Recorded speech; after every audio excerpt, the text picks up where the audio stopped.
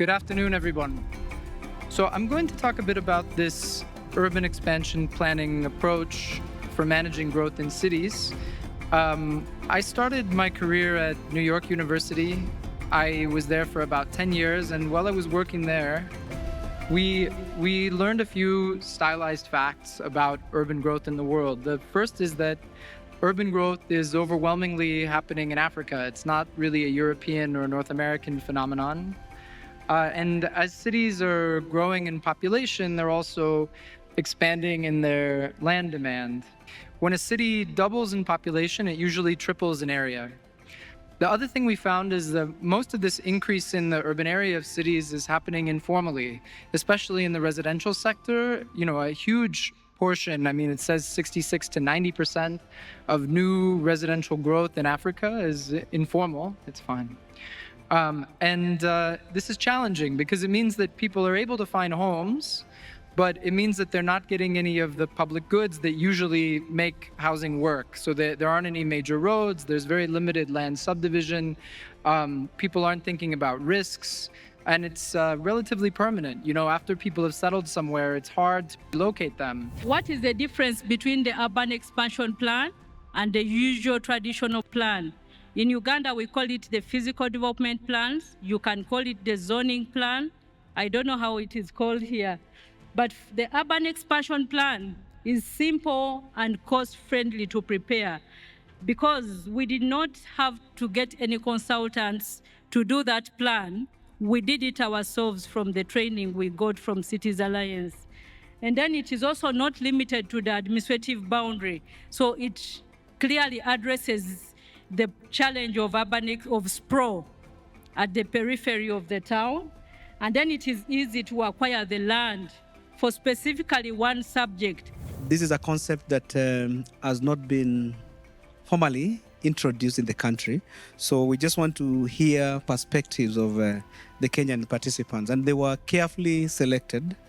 We have a county minister who is at policy level, at county level. We have a county chief officer who is at operational level, leading the technical team at the county level. We have a board chairperson of a municipality who is at the policy level at that municipal level. And we have a municipal manager who is at operational level, leading the technical team at the municipal level. Urbanization is really rapid worldwide and even in Africa. And that is in the south. And so the biggest question is that, is it sustainable? And I want to give practical experience from Homa Bay, a perspective at the county level, is that we have tried it. We currently did what we call People's Adaptation Plan for Homa Bay Municipality. And it is a success. It is participatory. It was people's-led, and I think it has captured people's needs and nature-based solutions that tries to address issues that affect the residents of Homa Bay municipality.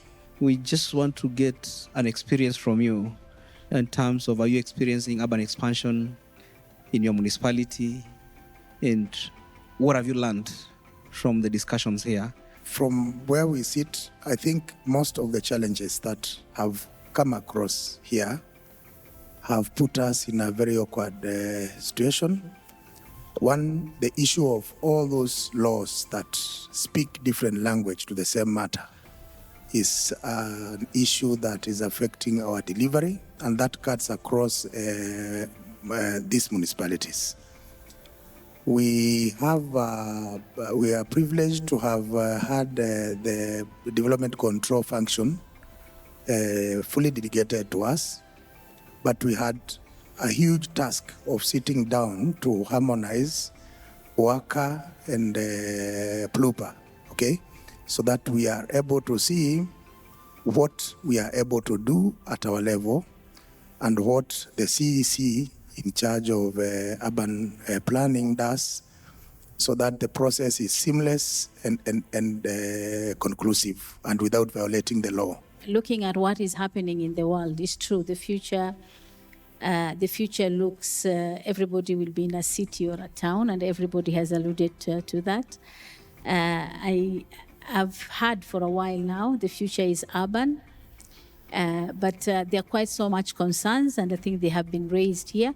And even more concerns will be now, are we able to feed our people? Especially now we are urbanizing everywhere. And especially we are losing our rural areas, which are more also the agriculture grounds or the production grounds to urbanization. And this is quite a big concern to us and most of our member states. I wanted really to say that because even the discussion, the earlier presentation, I look at the recommendation in terms of the team to be involved. I think we are all looking at planning, but I think we really need to look at it in a bigger and wider way, so as we agree first and recognize that is a matter of the chicken and egg, which comes first. And Dr. Konyango has also mentioned that we are doing post-factum. We are planning when already most of the developments are on.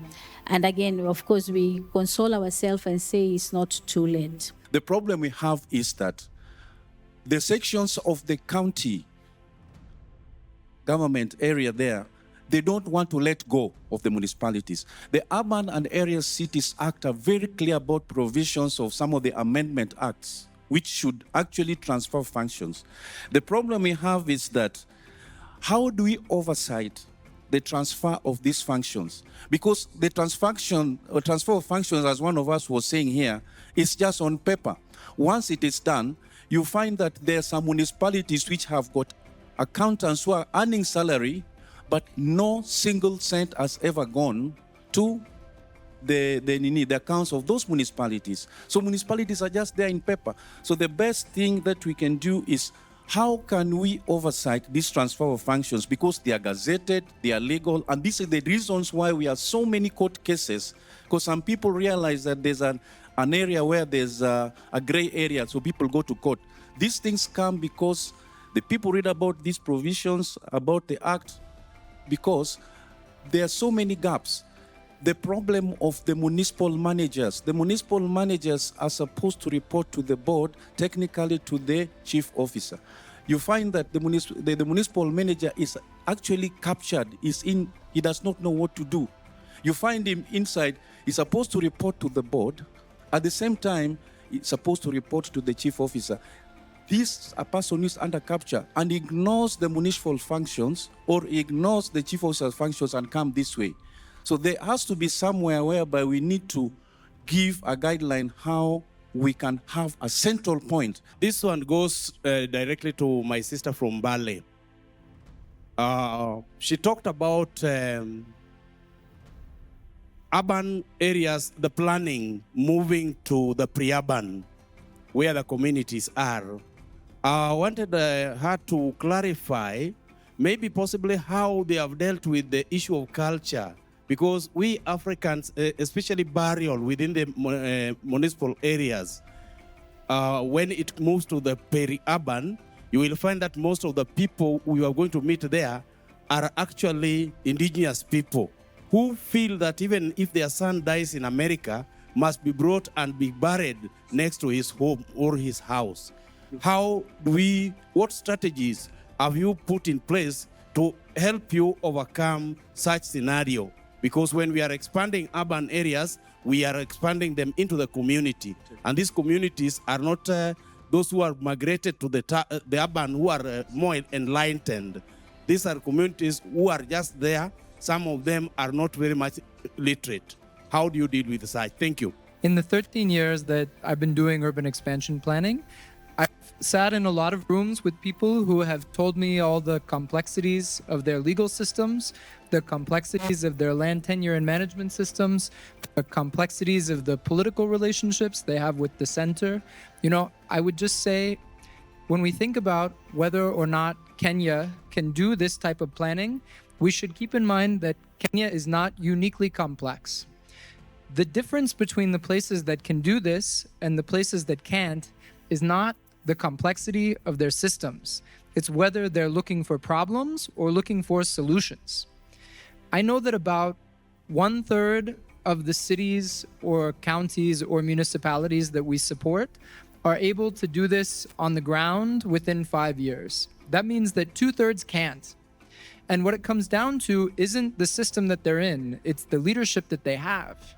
And whether that leadership is thinking, oh, we have to wait until we resolve these problems before we can start, we have to add these other layers before we can consider it, or whether they're interested in getting something done now. Our expression is not considered the urban ruler, but sometimes you need to expand it in town. As you said before, and as you showed my bus station, you see a road that comes from the central town. Before, there was some people that are arrested, and they have many houses, and then we decided how to plan in this town. It becomes suitable position, and it becomes suitable peaceful town. And then we decided how to remove these houses. We remove, and then we give the people to money and to build into another houses, like same. Well, I remember 3 houses we destroyed in that street. Now the streets will become flat, and so making lighting. Also, we're making some street. That's why the town will be expanded easily. Another system we make it. Plan is not in this one in town area, but the next future it become faster. So we need to the tourists can buy the other people's to another people to build houses. That's why to make a plan, master plan. Also, you said before we use a GIS map, and that's tell us the person who was sitting or who was buying something in the road is red, green. I was tell him that's a road. The situation of Kenya is not very different from the one of Uganda. Believe me, the challenges that you've spoken about are the same challenges that we face. Like the issue of the technical capacity to plan. Yes, you have it. I can tell you that this plan is prepared by just a core team of about 8 members. It does not have to be a whole consultancy firm to do this. Just to be specific, you have the physical planners, you have an engineer, the surveyor, the land manager, environment officer, the CDOs, and then maybe the GIS expert. And you could even find that you don't have to get a special person. Amongst the core team that I have mentioned, there are people who are good in technology, like doing GIS, and just that is just enough. Plus the political will of the town, and you're able to do this plan. When we take a step to do this, you realize that you're capable of doing it. Without a national urban development fund that is dedicated to the municipalities to provide matching grants, you will still not be able to come off your feet. So Nick, if I was to recommend something, we need a dedicated funding for the municipalities as a decentralized service level of the counties. That is one thing that we need to come up with. The second thing, we have dedicated planning to the urban areas, and now we are talking about the peri-urban areas. In this country, our planning framework provides for rural planning. Urban and peri-urban planning without rural planning will still not land us there. Our constitution, and I'm glad I've heard also the constitution of Uganda says the same, all land in the country belongs to the people, and land use therefore has got to be planned. If we do not plan our rural places, the issue of food security becomes a problem. We say thank you to the African Urban Lab for trusting the Devolution Conference Organizing Secretariat. Thank you very much, Humphrey. Thank you very much, Joe. I know you have been really pushing to have this side event. We have been having our rapporteurs together with rapporteurs for the session. We will be summarizing 1 or 2 recommendations from here to form part of the communique tomorrow, but also all the other recommendations that have been made, they will be part and parcel of the conference report. And as the Vice Chair of the Council said yesterday, we will be tasked to implement the resolution, all the resolutions and conclusions that come from here. With that, I would like to bring to an end this session, but request that we do a photo session so that we can remember this moment in 2 years' time when we have the 9th and the 3rd Biennial Devolution Conference.